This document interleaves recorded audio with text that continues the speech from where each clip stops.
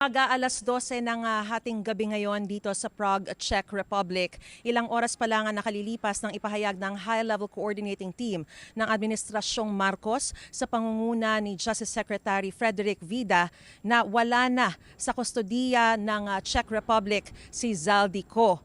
Hindi rin siya nakadetain, ibig sabihin malaya siya. I have to share difficult news, mga kababayan.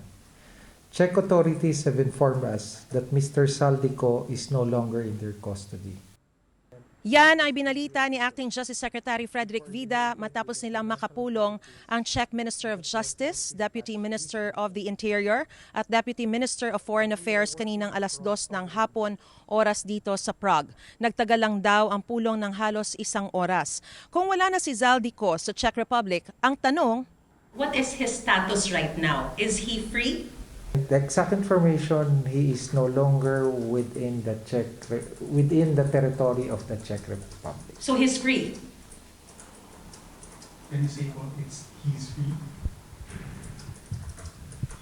He is not within the Czech Republic. So he That's is what free. So he's free. He is not detained. He is not detained, so he is free. Yes? alam na raw ni Pangulong Bongbong Marcos ang balita. Kung kailan nakalaya si Ko, hindi na raw binanggit sa kanila ng Czech counterparts. Ayon kay Vida, ang sunod na tanong, nasaan ngayon si Zaldico?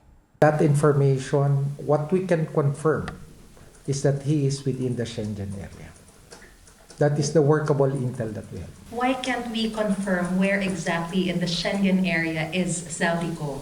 Because that information was not relayed to us. Hindi raw sinabi ng Czech authorities kung saan nag-exit si Ko at kung nasaan na siya ngayon dahil sa Schengen rules at data privacy. Gayunman tiniyak ni Vida na nananatili sa Schengen areas ang dating mambabatas. Base sa anyay intelligence sources. Kanselado na ang kasalukuyang passport ni Zaldico pero ang ginamit umano niya ng maharang sa German border ay ang expired niyang pasaporte na ayon sa source ay naglalaman ng valid pang Schengen visa. Apparently, when we double-check with records available to the Bureau of Immigration, Mr. Zaldico was issued 3 passports. Okay? The one which he was carrying, the information that we got, it's the one that expired September 11, 2022. Okay. That was the one he was in possession with when he was accosted by the authorities. The 2 other passports, one is the official passport, I believe when he was congressman, and the other passport is the one cancelled by the Philippine courts. Kinumpirma rin ni Secretary Vida na kasama raw ni Ko ang isa niyang anak at isang driver na ayon din sa source ay isang Pilipino nang maharang sa German border. May leads naman daw sila pero hindi lang nila maaaring ibunyag dahil active operation ito. Yes, that's another workable intel we got, no? During this trip. Definitely he was traveling by land. We are also aware, we got information as to the registry of the vehicle. We also got information as to the driver. Those authorities we have not shared, but we know that yung registry ng kanyang vehicle na ginamit at information as to the driver. Hindi naman daw natanong ni Vida kung nakapag-apply na si Ko para sa political asylum dahil limitado lang daw ang impormasyong maaaring maibahagi ng Czech Republic. Kahit wala na sa Czech Republic si Ko, hindi raw sila titigil sa kanilang mga hakbang para mapabalik pa rin siya sa bansa. We have already said it to the Secretariat at France, Lian France, and we expect with that those voluminous talaga na documents which they need, we expect na they can eventually grant us.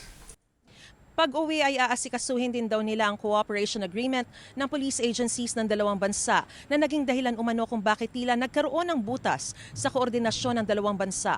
Ayon kay Vida, hindi pa rin siya uuwing empty-handed. Kampante siyang maibabalik pa rin ng Pilipinas si Ko pero kung kailan, hindi raw niya masasabi.